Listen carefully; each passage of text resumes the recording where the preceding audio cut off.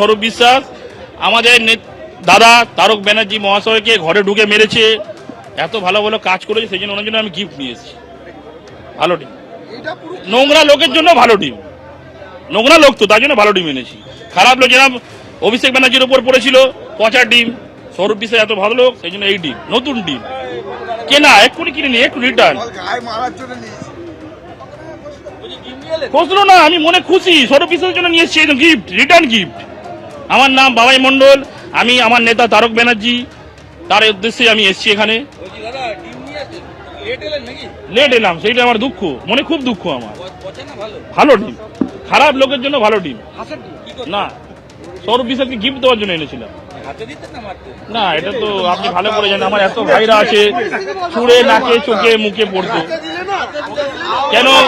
তার কারণ আমাদের দলের লোকরা বলেছে কারোর গায়ে হাত দেবেন না, কাউকে মারবেন না, কোনো টিএমসির লোককে কিছু করবেন না, তাই আমরা কি করবো, মারবো তো না, এইভাবে আমরা ডিম দিয়ে গিফট দিচ্ছি। স্বরূপ বিশ্বাস কেন সব নেতা খাবে,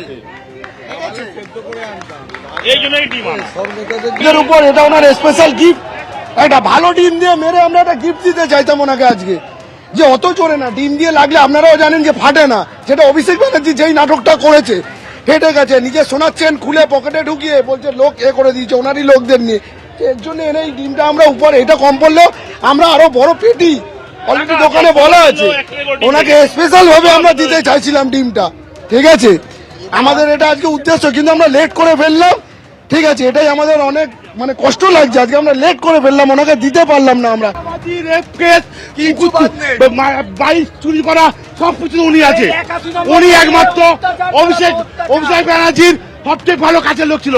ওর নিয়ালিপুরে অফিস আছে যে লিপসন বান বলে পারে অফিসে, সেটা হচ্ছে বেয়ালার যে কাকু, উনি ওখানকার সুপারভাইজার ম্যানেজার। টালিগঞ্জের যে স্টুডিও পাড়া, ওখানে মেয়েদের নায়িকাদের বাজে প্রমোশন দিয়ে তাদের অত্যাচার করা, সে না চাইলে তাকে অন্য জায়গায় ফাঁসিয়ে দেওয়া, এসব করেছে, সবাই পেরে ভাত পেরেছে।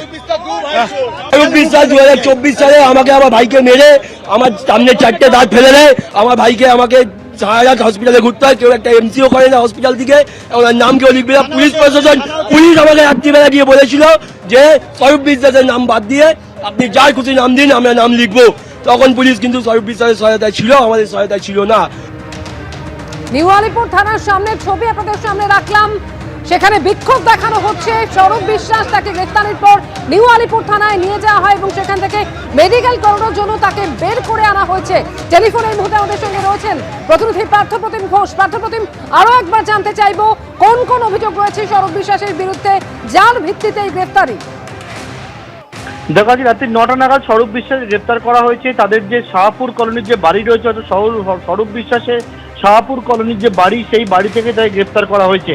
তার নামে আজকে অভিযোগ দায়ের করেন এক তরুণী, এবং যে বিষয়ে অভিযোগ, যে তরুণী আজকে যে অভিযোগটি করেছেন সেটা হচ্ছে তরুণীর সঙ্গে অশালীন আচরণ, মহিলার সঙ্গে অশালীন আচরণ, পাশাপাশি হচ্ছে তোলাবাজির একাধিক ধারা রয়েছে, অন্যদিকে খুনের চেষ্টা, এর পাশাপাশি অস্ত্র আইনি, অর্থাৎ ভয় দেখিয়ে দেখানো হয়েছিল, অস্ত্র দেখিয়ে, তেমনটাও কিন্তু অভিযোগ। এবং এই ধারাগুলির মধ্যে একাধিক ধারা এমন রয়েছে যেগুলো হচ্ছে জামিন অযোগ্য ধারা, এবং এই ধারায় প্রথমে মামলা রুজু হয়, এবং সেই মামলা রুজু করার পরে মহিলার যে অভিযোগ, সেই অভিযোগের পরিপ্রেক্ষিতে একেবারে পুলিশের টিম পৌঁছে যায় হচ্ছে নিউ আলিপুর থানা এলাকায় শাহপুর কলোনিতে, যেখানে হচ্ছে স্বরূপ বিশ্বাস সেই বাড়ির মধ্যে ছিলেন, এবং সেখান থেকে বাড়ি থেকে তাকে বাইরে করে নিয়ে আসা হয়। এবং তার পরবর্তীকালে আজকে রাত্রেবেলায় স্বরূপ বিশ্বাসকে নিয়ে আসার পর, রাত্রি 9টা নাগাদ নিয়ে আসার পর তাকে কিন্তু গ্রেপ্তার করেছে নিউ আলিপুর থানার পুলিশ। একেবারে স্বরূপ বিশ্বাস যার বিরুদ্ধে এই অভিযোগটা জমা পড়েছে, ইতিমধ্যেই তুমি দেখতে পাচ্ছ থানার সামনে ধন্যবাদ পরিস্থিতি তৈরি হয়েছে, কারণ বহু লোক যারা এসছেন, বিজেপির কর্মী সমর্থকরা তারাও এসছেন, এবং তারা একের পর এক অভিযোগ করছেন যে স্বরূপ বিশ্বাস, এই বিশ্বাস ভদ্রাচার্যের বিরুদ্ধে কিন্তু এর আগে বুড়ি বুড়ি অভিযোগ উঠেছিল, সেটা হচ্ছে টালিগঞ্জের স্টুডিও পাড়া থেকে শুরু করে বিভিন্ন জায়গায়, এমনকি এই টালিগঞ্জের স্টুডিও পাড়া যেখানে হচ্ছে 26খানা যে গিল্ড রয়েছে, সেই গিল্ডের মাথায় ছিলেন যিনি স্বরূপ বিশ্বাস, ফেডারেশনের মাথায় ছিলেন, সেখানেও কিন্তু অভিযোগ উঠেছিল সৌরভ বিশ্বাসের বিরুদ্ধে, একের পর এক অভিযোগ উঠেছিল যে 26টা গিল্ডের মাথায় থাকা ফেডারেশনের দায়িত্বে থাকা সৌরভ বিশ্বাসের বিরুদ্ধে কিন্তু বিভিন্ন সময় নানা রকম স্টুডিও পাড়ায় কিন্তু একের পর এক অভিযোগ, সেটা হচ্ছে কখনো ব্যান্ড কালচার থেকে শুরু করে কখনো হচ্ছে তো টাকা নয় ছয় একের পর এক অভিযোগ, সেটা নিয়েও ধুমধুমার পরিস্থিতি হয়েছিল। কালীগঞ্জের স্টুডিও পাড়া থেকে শুরু করে এখানে বিভিন্ন জায়গায় এমনকি স্থানীয়রাও যে অভিযোগ করছেন, তাদের নানা সময় কোনো কাজ করতে গেলে কিন্তু এই সৌরভ বিশ্বাসকে তোলাবাজি বাবদ টাকা দিতে হতো, এবং সেই রকম অভিযোগকে কেন্দ্র করে একেবারে তারা আজকে নিউ আলিপুর থানার সামনে চলে এসেছেন। যখনই তারা জানতে পেরেছেন সৌরভ বিশ্বাস গ্রেপ্তার হয়েছে, কেউ কেউ একবারে ডিম নিয়ে এসে দেখতে পাচ্ছি, কেউ কেউ চোর স্লোগান দিচ্ছে যখন সৌরভ বিশ্বাসকে থানা থেকে বের করা হচ্ছে।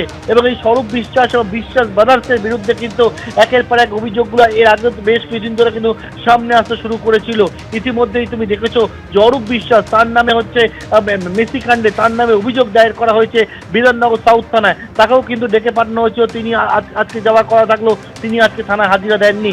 অন্যদিকে সৌরভ বিশ্বাস, তার বিরুদ্ধে যে অভিযোগ মহিলাকে সঙ্গে অশালীন আচরণ, মহিলাকে ভয় দেখানো, মহিলাকে তোলাবাজি, টাকা চাওয়া, পাশাপাশি হচ্ছে অস্ত্র আইনে মামলা, একেবারে দর্শকরা দেখতে পাচ্ছ ডিম নিয়ে তারা এসছেন থানার সামনে সৌরভ বিশ্বাস গ্রেপ্তার করার পর।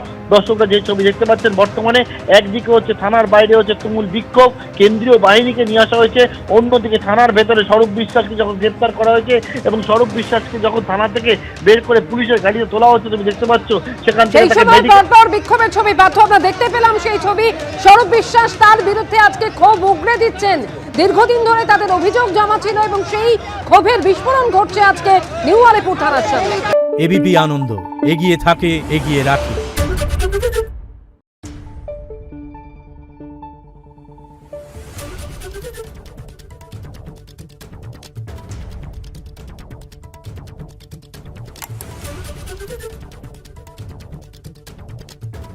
Thank you.